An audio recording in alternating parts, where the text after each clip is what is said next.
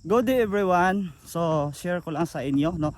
Based on my experience dito po sa Alicia Panoramic dito sa Bohol. Isa ito sa pinakamasikat na tourist spot. Alam mo ba? Dito sa Alicia, makita mo yung magandang view kapag nasa tuktok ka na ng buntod. Okay? Isa lang din sa pumasok sa isip ko. Yung pag-akyat dito sa Alicia kanina, sobrang nahirapan ako.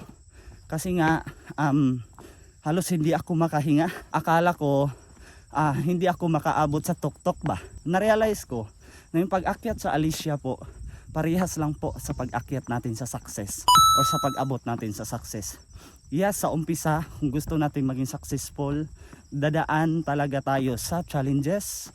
Merong mga problema na ma-encounter natin. So same sa experience ko. So doon, akala ko hindi ako makarating sa pinakatuktok talaga. Tapos after ako nagpahinga, okay na. Nagpatuloy ako na umakyat tapos dahan-dahan lang. So ganun lang din yung dito sa success. So syempre, sa pag-akyat mo sa success, kapag mahirapan tayo, wag nating i-give up kaagad yung opportunity na meron tayo. Okay, kasi ganun lang din yung ginawa ko.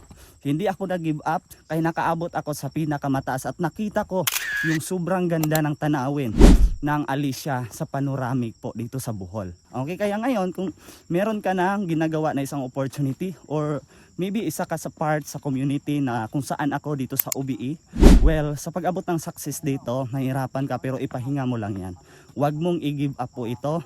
Basta maniwala ka lang sa sarili mo na kayang-kaya mo at magtuloy-tuloy ka. Dahan-dahan.